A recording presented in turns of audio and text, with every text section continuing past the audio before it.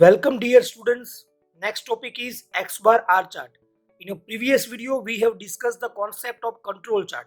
So control chart means it is a graphical representation of the collection informations. બે રીતે આપણે એને classify કર્યા હતા કંટ્રોલ ચાર્ટને control chart for variable and control chart for attributes. વેરિયેબલની અંદર જે પણ આપણી પાસે બે પ્રકારના ચાર્ટ આવશે એક્સ બાર આર ચાર્ટ જે ડિસ્કશન કરવાના છે આજે અને એક્સ બાર સિગ્મા ચાર્ટ.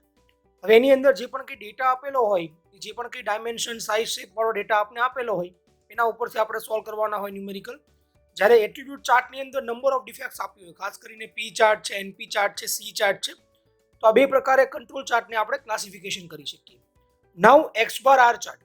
તો એક્સ બાર આર ચાર્ટની અંદર આપણે સમજીએ કે આપણે પેલા બે વસ્તુ આપી હશે આપણા મગજની અંદર બે વસ્તુ ક્લિયર હોવી જોઈએ. First one is that sample number and second is sample size. Sample number એટલે કે સપોઝ એ જે પણ કંઈ લોટમાંથી 10 સેમ્પલ લીધા 15 સેમ્પલ લીધા તો એ આપણે શું કહેશું એને સેમ્પલ નંબર લેશું, બરાબર. અને સેમ્પલ સાઇઝની અંદર કે જે પણ સપોઝ કે લોટ લીધો એક પ્રોડક્ટ લીધી એનું 4 કે 5 વખત એનું જે પણ કંઈ ક્વોલિટી પોઈન્ટ ઓફ વ્યૂ આપણે એનું મેઝરમેન્ટ કર્યું ધેટ્સ કોલ આપણે એને શું કહેશું સેમ્પલ સાઇઝ કહેશું, બરાબર. તો જો sample size is may be vary from 2 to 15 then we use X bar R chart. જો 15 કરતા વધારે આપણી વેલ્યુ થાય છે તો આપણે શું યુઝ કરશું આપણે x bar sigma chart use કરશું. આમ તો પ્રિફરેબલ એવું છે કે જો 10 કરતા સેમ્પલ સાઇઝ વધે ને તો આપણે જો x bar sigma chart use કરીએ તો આપણી માટે બેનિફિશિયલ છે ને આપણો જે પણ કંઈ ન્યુમેરિકલ છે એકદમ ઇઝી થઈ જશે, બરાબર. તો sample number and sample size જે વેરી થાય એના બેઝ ઉપર આપણે એક્સ બાર આર ચાર્ટ અને એક્સ બાર સિગ્મા ચાર્ટને આપણે ક્લાસિફિકેશન કરીએ છીએ. ઓકે, હવે આની અંદર આપણે શું ફાઇન્ડ આઉટ કરવાના છે? તો આપણો મેઇન એમ તો શું છે કે સેન્ટ્રલ ટેન્ડન્સી આપણે ફાઇન્ડ આઉટ કરવાની હોય, બરાબર. તો એ આપણે ફાઇન્ડ આઉટ કરશું જેને આપણે કહીશું એક્સ ડબલ બાર, બરાબર, is equal to sigma x bar upon number of sample. હવે નંબર ઓફ સેમ્પલ તો આપણી પાસે જે અહીંયા આપેલા હોય એ આપણે લખી નાખવાના. હવે તમને એમ થાય કે સર અહીંયા એક્સ બાર શું છે? તો એક્સ બાર ફાઇન્ડ આઉટ કરવું હોય તો કઈ રીતે ફાઇન્ડ આઉટ થાય?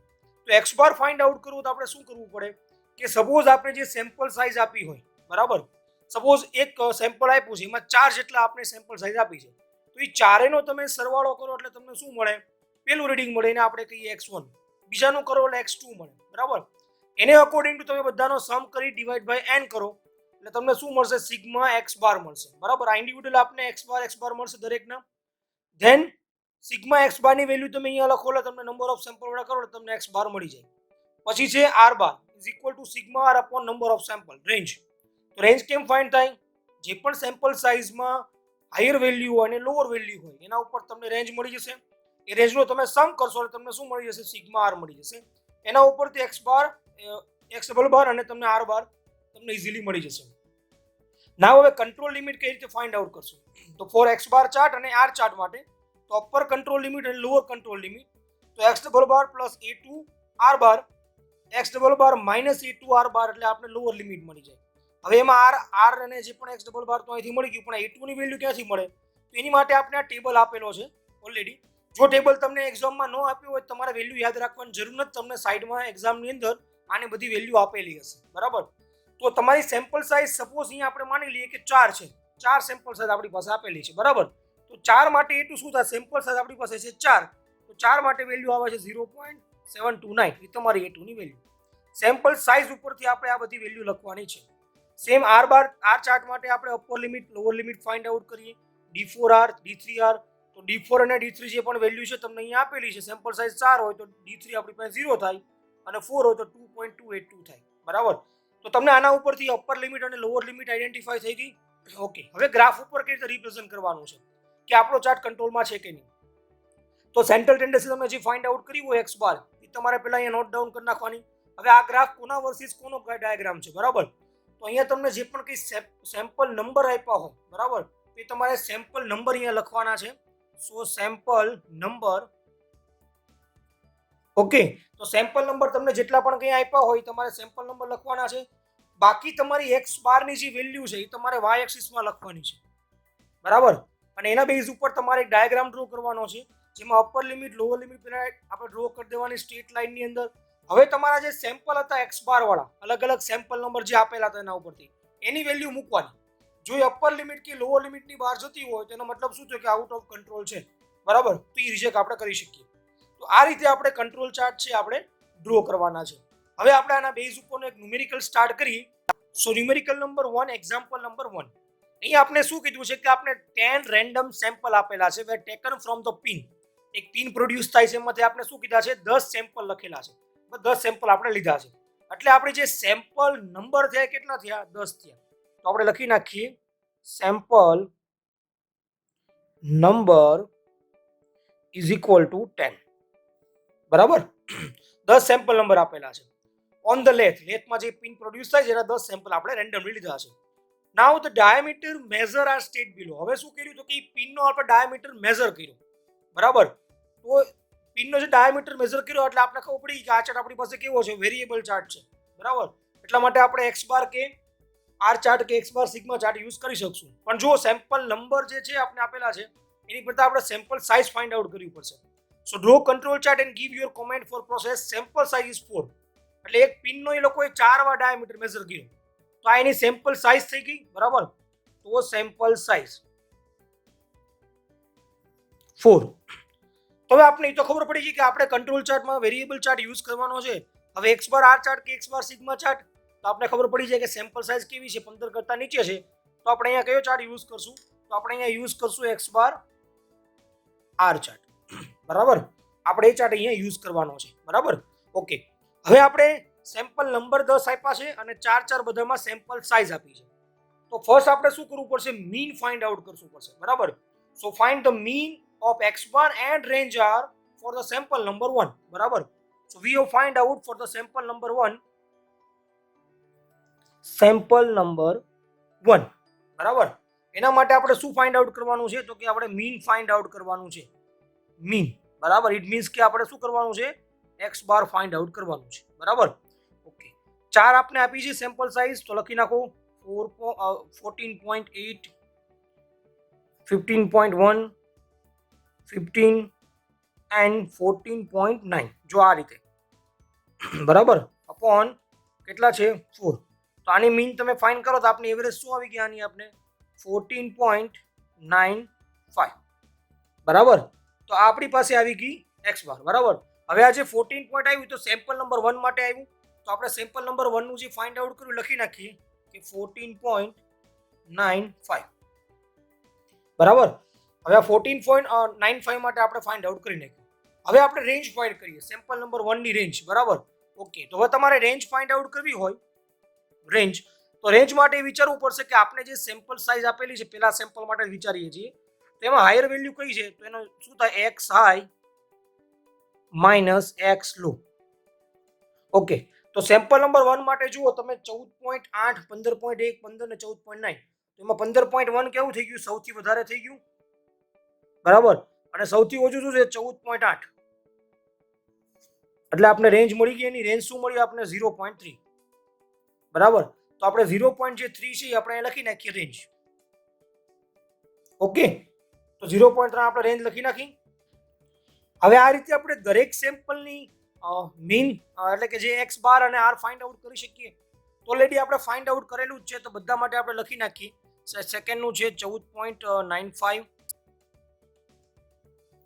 બીજા સેમ્પલની જે આપણે રેન્જ આપેલી છે મળે છે આપણે 0.6. થર્ડ માટે જોવા જઈએ તો 15.05. બરાબર. એની તમને જે પણ કઈ રેન્જ આપેલી છે 0.5. જેન 4 સેમ્પલની આપણે કરવા જઈએ તો 15.20, ધેન 1.5. પાંચમાની વાત કરવા જઈએ તો 14.95 અને આપણે મળ્યું છે 0.7 રેન્જ. ધેન છઠ્ઠા માટે જોવા જઈએ તો 15.20 અને 1.4. સાતમા માટે જોવા જઈએ તો 15.18, 0.6, 15.20, 1.4, 15.20,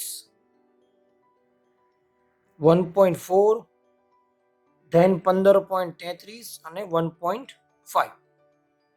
હવે આપણે આનો ટોટલ સમ જોઈએ તો જે સિગ્મા એક્સ બાર આપણી પાસે આવશે એ આવશે 151.09 અને આ આવશે 8.7.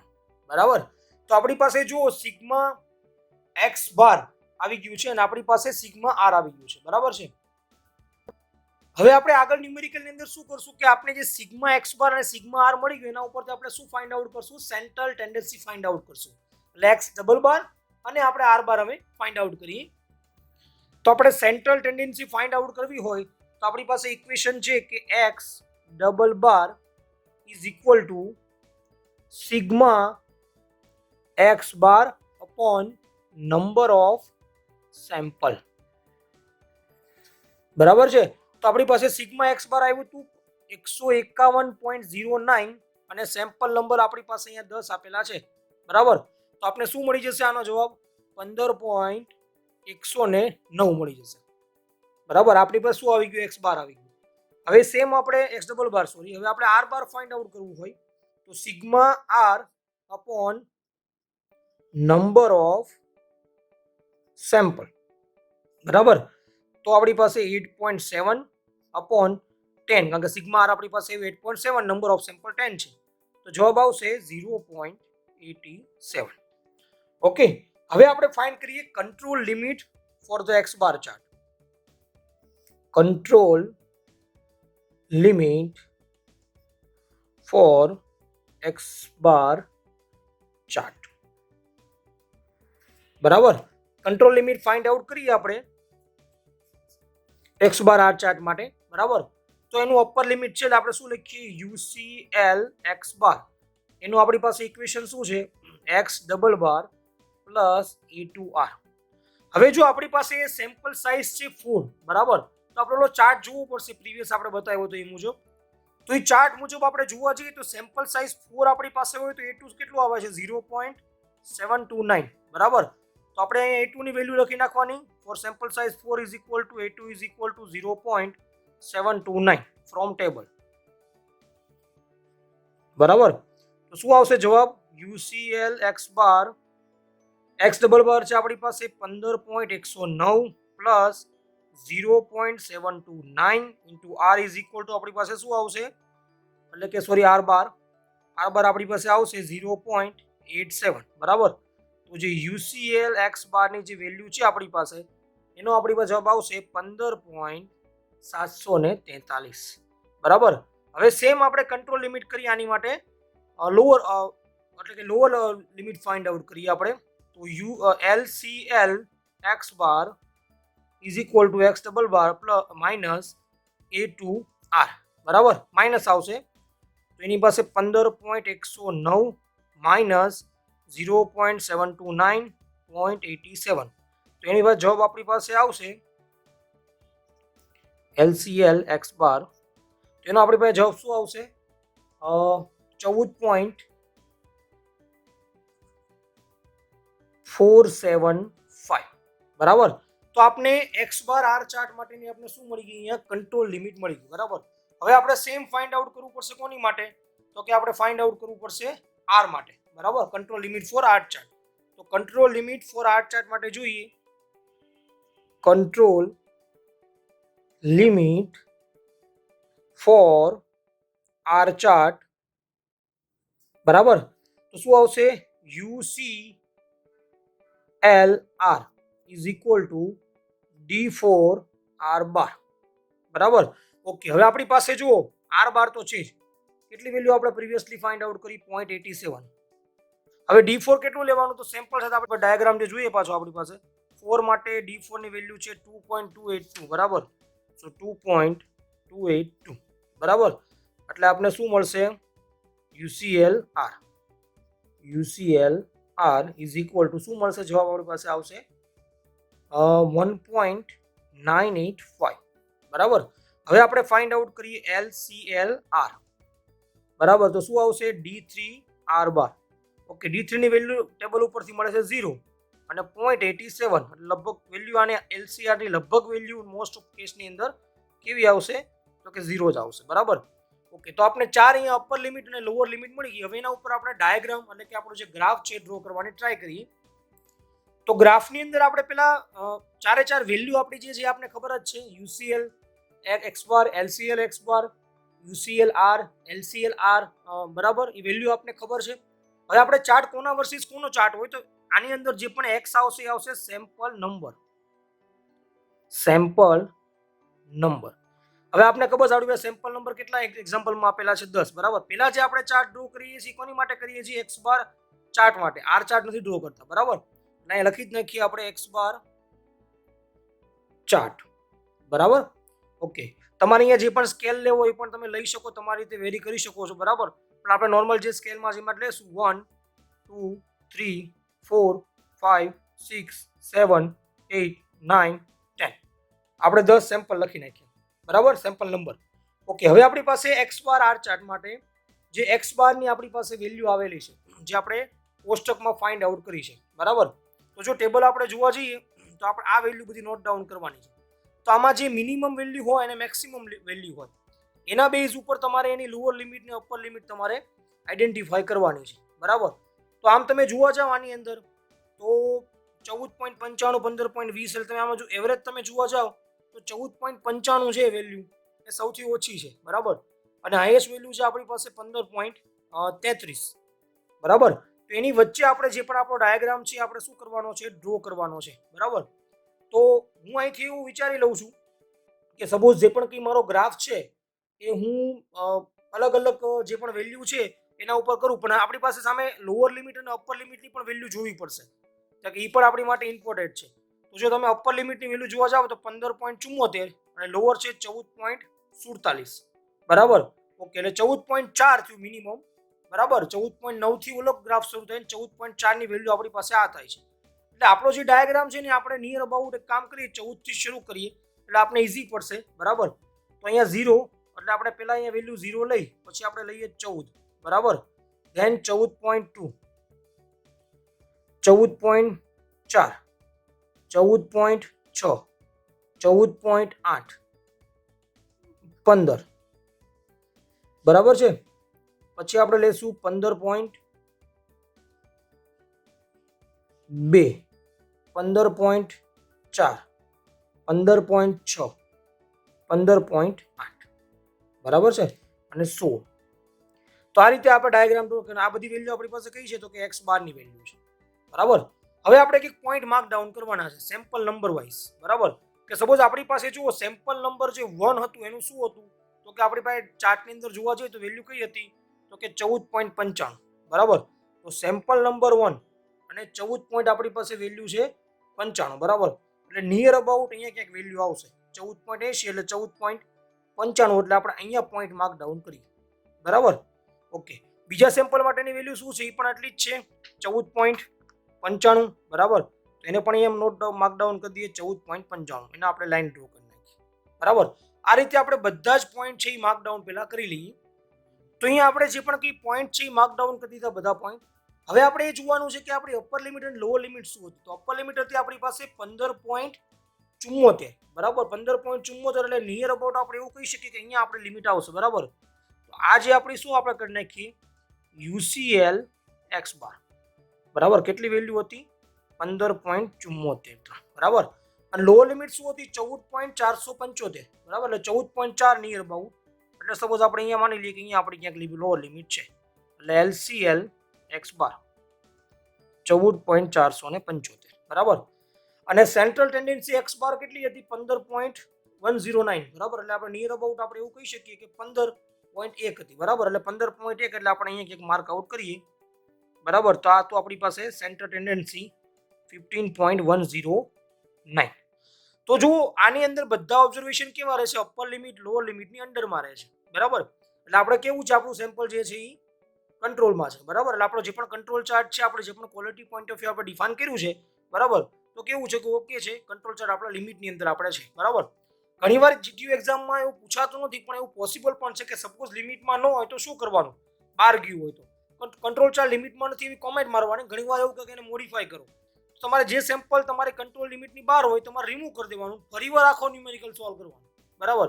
તો આ રીતે પણ આપણે કરી શકીએ. હવે આપણે આવી રીતના તે આપણે આર બાર ચાર્ટનો પણ એક જે પણ કંઈ ન્યુમેરિકલનો જે પણ કંઈ ગ્રાફ છે એ આપણે એકવાર જોઈ લઈએ. તો એમાં સેમ્પલ નંબર લખવાના છે, આ બાજુ આપણે લખવાની છે આરની વેલ્યુ લખવાની છે બરાબર. ઓકે, સેમ્પલ નંબર આપણી પાસે છે 1 2 3 4 5 6 7 8 9 અને 10 બરાબર. સામે આપણી પાસે જે પણ કંઈ આરની વેલ્યુ છે તો આપણે આરનો વેલ્યુ આપણે ચાર્ટ જોવો પડશે. તો આરમાં તમે જુઓ આ રીતે ચાર્ટ છે. મિનિમમ વેલ્યુ છે 0.3 અને મેક્સિમમ વેલ્યુ છે 1.9 5 બરાબર. એટલે આપણે 0 થી સ્ટાર્ટ કરવું પડશે. ઓકે, આર માટે જુઓ તમે લોઅર લિમિટ આપણી કેટલી છે આપણા આર ચાર્ટ માટે જોવા જઈએ તો આપણી પાસે 0 છે અને અપર લિમિટ છે 1.19 બરાબર. એટલે આપણી પાસે 1.9 સુધી આપણે લઈ જવું પડશે. તો આપણે ડાયાગ્રામ ડ્રો કરતા જઈએ 0, 0.2, 0.4, 0.6, 0.8, 1, 1.2, 1.4, 1.6, 1.8, 2 બરાબર. આ રીતે આપણે ડ્રો કરી શકીએ બરાબર. તમે એક એકનું પણ લઈ શકો, તમે તમારી રીતે સ્કેલની અંદર કોઈ પણ ગ્રાફ લઈ શકો બરાબર. હવે દરેક વેલ્યુ આપણી જે આરની વેલ્યુ છે મૂકવાની છે બરાબર. તો આપણું જે પહેલું સેમ્પલ તમે જુઓ તો પહેલા સેમ્પલની અંદર આપણે આરની વેલ્યુ કેટલી હતી આપણે ફાઇન્ડ આઉટ કરવા જઈએ તો આરની વેલ્યુ આપણે ટોટલ મળી હતી